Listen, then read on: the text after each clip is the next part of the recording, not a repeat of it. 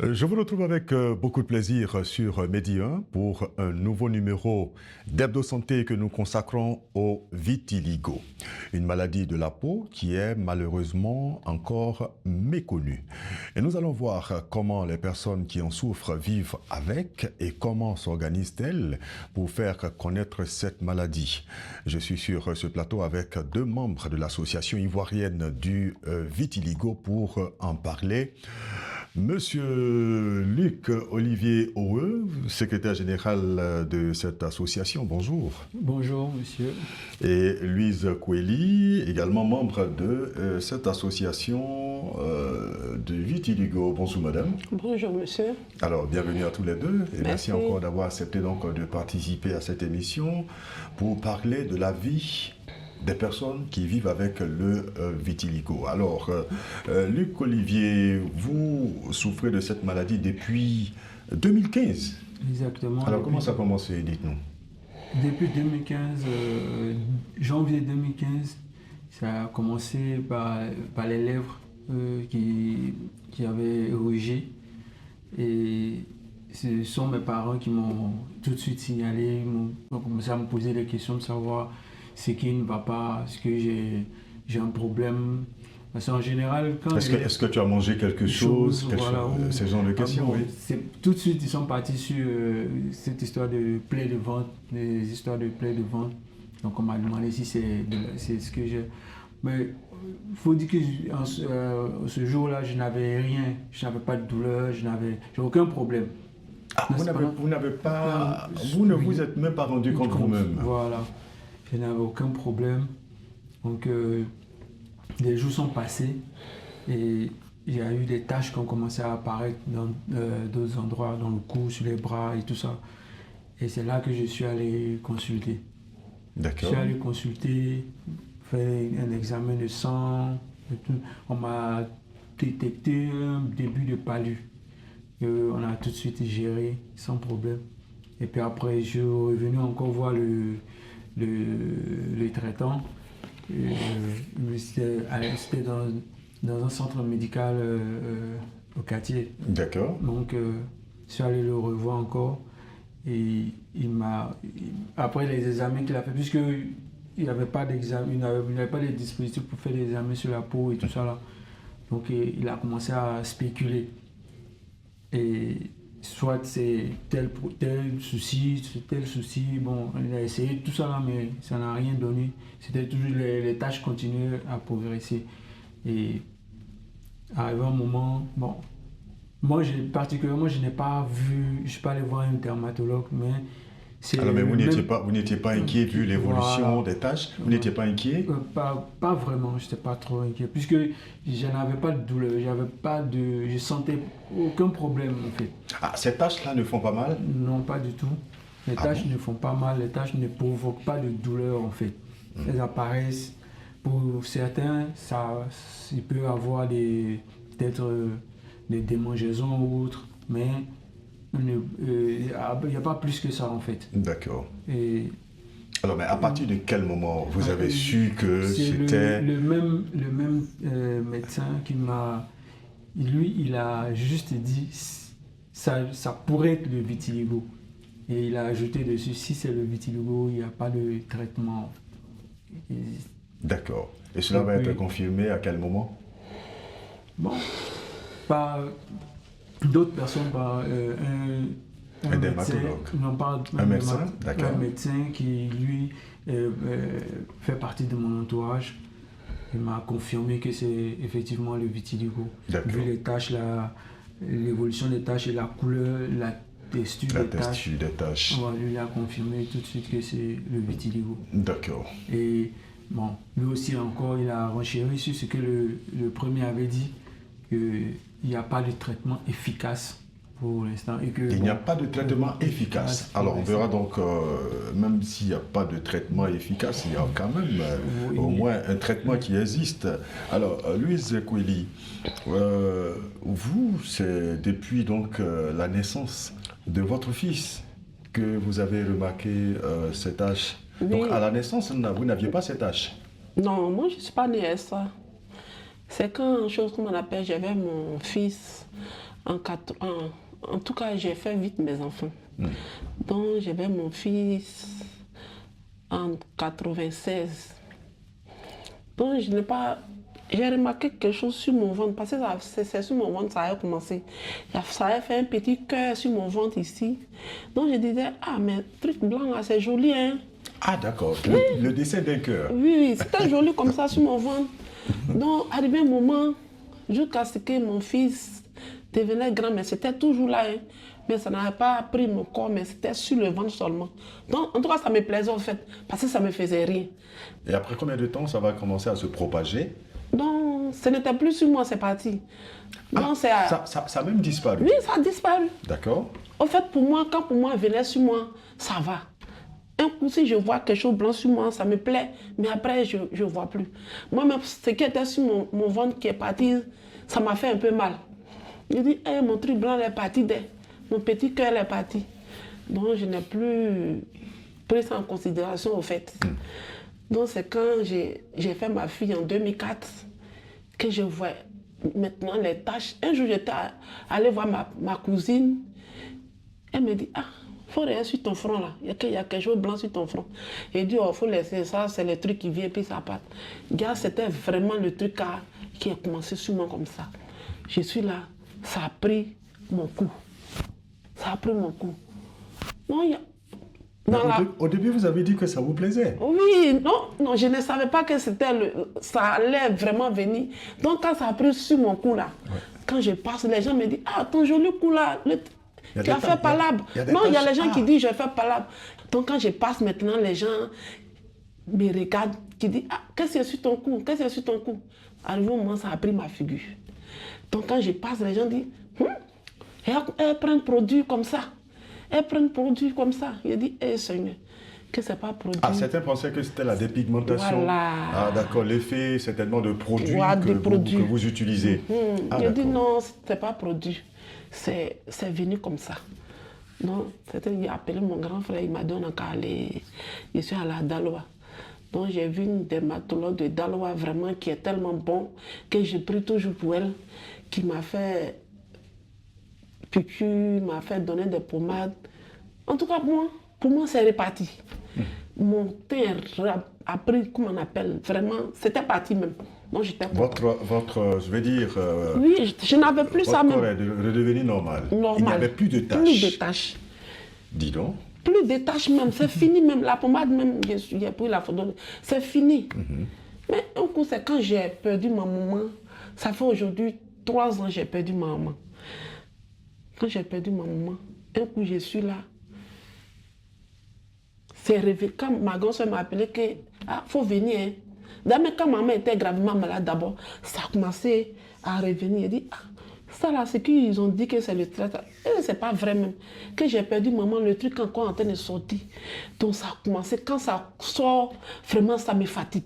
Ça commence à me gratter, me gratter. Donc elle dit, ah, alors là j'ai perdu maman. Je n'ai pas le temps pour ça là. Ça n'a qu'à me fatiguer. D'accord. Alors donc, lorsqu'il y a par exemple des événements, de fortes émotions... Même quand j'ai perdu quand mon grand frère était malade, je n'avais pas ça, mon thé était bien noir. D'accord. J'étais allée à Daloa, quand ma grand-soeur m'a appelé que mon grand frère est gravement malade, alors que c'est lui qui est vraiment notre pilier. En même temps, ça a commencé à sortir. Ça a commencé à sortir. Donc on peut dire que c'est chez vous, c'est provoqué donc par les fortes émotions. Les fortes émotions. Les fortes Voilà. émotions. Le stress Le surtout. stress. Alors d'accord. Donc on vous a signifié qu'effectivement le stress peut être Oui. Le stress est un facteur. Un facteur déclencheur. De cette maladie, de pour cette certaines tâche. personnes, pour certaines personnes. Pour certaines personnes, bien sûr. Parce que ça peut un bébé qui vient au monde là, ça on ne pourra pas expliquer que c'est le stress. Donc pour certaines personnes, c'est sûr que le stress est un facteur déclencheur. Et le stress, vous pouvez, comme dans son cas, traiter et puis avoir la repigmentation et tout, mais il est dormant, il est là. Il est toujours là. Il peut réapparaître à tout moment. Alors, vous avez parlé donc d'un enfant, d'un bébé. Il n'y a donc pas d'âge. Hein. Ça peut apparaître à n'importe quel âge. Et chez tout le monde. Non, il n'y a pas d'âge. Personne n'est Épargné. épargné. Et le plus truc, c'est qu'il n'y a pas, c'est pas comme vous allez faire un test Un test de sang. De sang pour savoir si vous avez le palu ou pas. Vous ne pouvez pas le faire.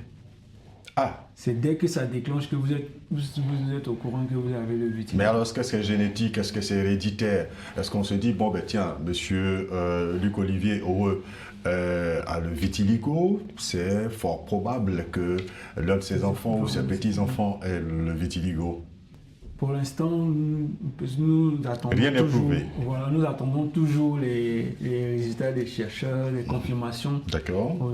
des chercheurs, parce que bon, dans ces derniers temps, ils sont en train de nous dire que c'est génétique. Mais on n'a pas encore le pourcentage. D'accord. On reviendra ici sur ce plateau avec Dr Kwasi Isidore qui viendra nous donner, il est dermatologue, il viendra nous dire un peu si cette maladie est génétique ou pas. Alors, moi, je voulais vous demander quel problème pose cette maladie.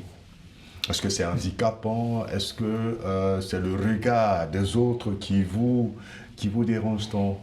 Non, en fait, c'est le regard des autres.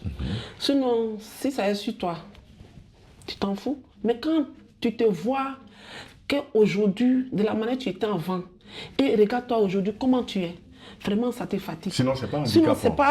ça fait rien en fait. Ça ne fait pas mal. Et puis, ça fait pas mal, ça contamine pas, ça fait rien. En fait, il y a des gens aussi, quand ils voient ça sur les femmes, en même temps, ils les laissent.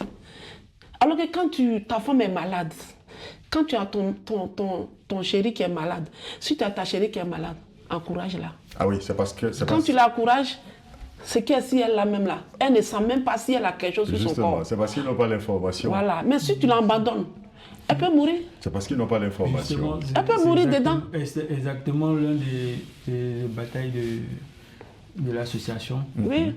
Peut-être que nous allons venir dessus parce que c'est l'information sur la maladie. Les gens ne sont pas informés, ne connaissent pas la maladie. Voilà. Même les porteurs ne sont pas informés. Donc, peut-être les gens, comme pour enchérir dans ce qu'il disait tout à l'heure, le porteur de la maladie, la personne qui a la maladie, n'a véritablement pas de problème, en fait. Mais il a un problème. Un problème, c'est le regard des autres. C'est le regard des autres. C'est la société. Stigmatisation, c'est là où la société le met entre griffes. Ah, voilà, donc c'est ce que je Mais disais. Le tu plus vois, grand problème que vous vivez, donc, pourquoi c'est la stigmatisation, c'est la discrimination, au vu donc de ces taches sur votre peau. Voilà. Pour me répéter, le porteur n'a aucun problème en fait à lui-même en tant que tel. Mais son problème, c'est la société. La stigmatisation, c'est là où la société le place. Donc, ce qui fait qu'il se sent marginalisé, il se sent incapable de faire certaines choses à cause du regard des autres, à cause des préjugés. Et voilà. On a regroupé certaines personnes, on écoute les témoignages des personnes et c'est avec ça qu'on veut travailler pour un lendemain meilleur. D'accord. Est-ce qu'il y a des vitiligos qui font peur? Je veux dire, vous, par exemple, je vois dans vos paumes, vos mains, est-ce qu'il y a des vitiligos qui prennent tout le corps au point où on est effrayé, par exemple? Exactement, il y a des... Pas être effrayé, mais bon, quand vous connaissez la personne, vous ne pouvez pas être effrayé. Mais il y a des gens qui vont jusqu'à 80, plus de 90% de dépigmentation. Waouh! Voilà. D'accord. Et bon. Alors, qu'est-ce que vous avez remarqué? Est-ce que les femmes sont autant touchées que les hommes? Le pourcentage est pareil dans tous les cas, que ce soit les jeunes, les bébés, Donc, c'est une maladie qui ne trie pas de sexe. Ça ne trie personne. D'accord. Que ce soit les femmes ou garçons, ça prend... Alors, dans nos recherches, on a vu également que il n'y a pas seulement que la peau noire, il y a même les personnes... il n'y a pas de race. Il n'y a pas de race. Voilà. Toutes les races sont touchées. Voilà. Et d'ailleurs, même sous d'autres cieux, la maladie est déjà bien connue, contrairement donc à notre contexte africain. Dans les pays africains, cette maladie n'est pas véritablement encore bien connue. elle n'est pas bien connue et il y a des préjugés derrière, en fait. Alors, quels sont ces préjugés? Qu'est-ce qu'on dit? Une personne atteinte du PEC, on peut traiter cette personne de sorcière, Des sorcières. de génie. Facilement, on peut lui donner des étiquettes de mysticisme, facilement. Ah, Et, comme elle le disait, une personne qui a des pratiques non recommandées. non recommandé, qui se dépigmente, qui s'éclaircit la peau, par exemple, et ça a mal tourné, donc Mal ça donne tourné, cette tache. exactement. Waouh. Il y a vraiment une chose qu'on appelle le jour que moi je suis allée au marché chez nous. Il y a une fille qui m'a approché, qui m'a dit bonsoir tante. J'ai dit bonsoir. Non, je vais te parler, problème de ta peau. Il a dit non, il n'y a pas de problème. Moi, je n'ai pas de problème avec ça. Soit tu me vois, tu veux me parler, tu me parles. Comme c'est vous, quand vous voyez les gens, vous écartez, ils ont peur de moi, c'est à cause de ça. Sinon, moi, je me Alors donc ça vous a encouragé quand la jeune dame est venue vers Maman, vous oui. pour savoir. Voilà. Ah, ça vous a Mais vraiment quand j'ai encouragé. passé un jour même, il y a des petits garçons qui m'ont dit que bonsoir tante, on peut te toucher. J'ai dit ok, touchez-moi. Puis ils m'ont touché.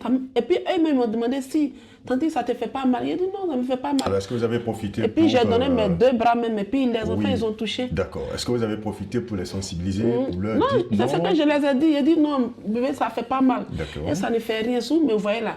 Donc maintenant, si eux-mêmes me voient, eux-mêmes ils courent. Tante, bonjour, tante, bonjour. D'accord. Mais pour la dame que je dis, elle m'a dit non, qu'elle a un frère qui est dans le village voisin, mais un peu loin que nous, quoi. Parce qu'aller là-bas, là, c'est 4 000. Donc, quand elle m'a dit ça, je lui ai dit, il est où? Elle dit, c'est loin. Qu'aller là-bas, c'est 4 000, presque 5 000. Il dit, ok. Il dit, dans le village où les jeunes est là, que ça a pris toute sa figure. Donc, le village, là, les gens ont peur de lui, hein. Donc, il a fait même sa maison à lui-même. Oula. Donc, on ne voit pas. Il a été carrément isolé. Sa femme même l'a quitté. Donc, quand elle est quittée à zone ici, quand elle est partie, elle a demandé après lui. On lui a dit carrément que toi, tu veux toucher le blanc. Elle dit, mais qu'est-ce que c'est le blanc? Ils l'ont même surnommé le blanc. Oui. Ils l'ont surnommé quand elle est partie, même quand elle a vu le jeune là. Elle a touché le jeune. Donc, le jeune même lui, il était étonné qu'elle le touche. Parce que les gens du village l'ont vraiment... Ils l'ont vraiment marginalisé. Oui, il boit. Quand il a son assiette à part, son seau à part, tout à part. Vraiment, ça m'a tellement fait mal, alors qu'à ce temps... Et quand vous êtes parti, je ne suis même pas encore parti là-bas, c'est ça qui me fait un peu mal. D'accord, ok. Voilà. Vous devez y aller. Non, en tant que membre de l'association. Quand je vais quitter ici, je vais partir. D'accord, il n'y a pas de problème. Qui ont fait qu'ils soient encore partis. Monsieur Luc Olivier, vous nous disiez tout à l'heure, vous nous parliez donc du traitement. Oui. Alors, il n'y a pas véritablement de traitement, mais il y a quand même des choses pour vous soulager. Exactement. Nous autres, nous sommes forgés la mentalité de il n'y a pas de traitement, on doit vivre avec. Et on arrive à supporter les regards et tout ça là. Mais il faut savoir qu'il y a des choses, il y a quand même des traitements, des maquillages spécialisés, des trucs pour faire du camouflage et des trucs pour arrêter la progression de la maladie. D'accord. Mais c'est pas donné. C'est pas donné, hein? Voilà. D'accord, ok. Alors, donc là, au niveau de la Côte d'Ivoire, vous allez vous mettre ensemble, vous allez vous retrouver, oui. Personnes souffrant de vitiligo, oui. Et puis vous allez penser donc à vous organiser en association. Dites-nous comment est-ce que les choses comment est-ce que ça s'est passé? C'est parti sur un fait que j'ai vécu dans une ville de la Côte d'Ivoire, à Yamoussoukro. Un monsieur m'a appelé, m'a interpellé pour me dire qu'il a le traitement, il a une solution pour faire partir les taches. Donc j'étais tout de suite, je me suis arrêté pour l'écouter. Et là, le monsieur va me dire de prendre un escargot mort derrière et ne pas, c'est-à-dire que je laisse le truc pourri dans la coquille. Quand ça finit de pourrir, je lave pas, je nettoie pas, j'y mets de l'eau et j'attends 3 jours pour boire. tout de suite, ça m'a fait rire d'abord, il y a eu tout plein de sentiments qui sont passés dans ma tête. Ah oui, parce que c'est quel traitement? Il faut laisser un escargot pourri, il faut boire... Tout ça. Quand je suis rentré, après maintes réflexions, je me suis dit, mais c'est vrai que moi, je ne crois pas à ce que le gars m'a dit. Je ne le ferai pas, mais peut-être quelque part, il y a quelqu'un comme moi qui veut vraiment guérir de cette maladie, va écouter le monsieur va lui dire, il va aller faire. Et ça va lui causer d'autres problèmes encore. Bien sûr. Donc, il faut qu'on se mette ensemble, il faut qu'on se retrouve, on se mette ensemble pour échanger. L'idée est partie de qui, de vous? L'idée est partie de... Bon, moi j'avais mon idée, j'ai fait mes publications en fonction de ça, sans penser qu'il y avait quelqu'un d'autre aussi qui pensait la même chose. D'accord. Donc finalement, on se croise sur Facebook. Et elle est aujourd'hui la présidente de l'association, Mademoiselle Yobo Sandra Marie-Claude. Et c'est elle qui, avec elle, on s'est remis ensemble. On a commencé à réfléchir comment regrouper tous les autres, comment regrouper tout le monde. Et depuis janvier 2023, l'association existe légalement. D'accord. C'était parti sur... Et puis ça compte combien de membres aujourd'hui? Aujourd'hui, nous sommes une soixantaine de membres. De personnes recensées. Les membres sont encore... parce que parmi les personnes qui sont recensées, il y a certains encore, comme on le dit là, il y a des personnes qui ont cette phobie-là de s'afficher avec la maladie. Bien sûr. Alors donc, quelles sont vos actions? L'association ivoirienne, quels sont les challenges, les défis qui sont face? D'abord, les actions que nous, les actions dans lesquelles nous sommes, c'est de, comme on l'a dit au départ, c'est de faire connaître la maladie. Enseigner tout le monde, parler de la maladie pour que les gens sachent que c'est pas quelque chose de fatal et que tous ceux qui ont ça à côté d'eux peuvent. Je parle là pour les personnes qui n'ont pas le vitiligo, mais qui ont un mauvais regard de ces personnes. D'accord. Et en même temps aussi, enseigner ceux qui ont le vitiligo, dire que c'est pas une fatalité, qu'ils ont leur vie à mener, qu'ils peuvent s'épanouir malgré les tâches qui sont sur elles. D'accord. Vous avez le soutien des autorités? Puisque nous avons commencé dans les démarches et nous avons obtenu pour l'association. Ensuite, nous sommes passés de l'association à l'ONG. Et donc, pour l'instant, nous sommes suivis par le ministère pour voir les actions que nous allons poser pour que devant ils puissent nous accompagner. Mais l'objectif principal, c'est la prise en charge. Comme je vous ai dit tout à l'heure, il y a les traitements, il y a des trucs qui existent, mais ce n'est pas donné. Donc l'objectif, c'est de pouvoir, parce que quelqu'un qui est dans le fin fond de la Côte d'Ivoire puisse se permettre un tube ou une pommade qui peut au moins lui apporter une solution. Bien sûr, bien sûr. D'accord. Donc à la faveur, je vais dire, de la journée mondiale qui intervient donc chaque année, voilà. Vous menez des actions, vous faites passer donc la sensibilisation. Exactement. Pour que les pouvoirs publics vous entendent. Exactement. Et que quelque chose soit fait. Et à ce niveau-là, pour cette année, nous avons institué une marche blanche du côté de la commune de Yopougon à partir du palais de la justice jusqu'à l'Institut des aveugles. Une marche blanche. Une marche blanche. D'accord, c'est symbolique. Hein, c'est un peu à la couleur de la tâche. De la tâche, oui, exactement. de la tâche. D'accord. D'accord. Et là, pendant cette marche, nous voulons que les gens sortent. Vraiment. Que les gens viennent. Ceux qui ont la tâche, qu'ils viennent avec les tâches, qu'ils n'aient pas peur, qu'ils se disent qu'il y a quelqu'un d'autre qui a la même chose qu'elle qui est dans la rue et qu'elle vienne pour qu'on communie ensemble. Et puis bon, si la population peut sortir aussi pour nous soutenir. Ils n'ont qu'à sortir aussi pour nous soutenir. D'accord. Merci en tout cas. J'espère que le message donc est entendu.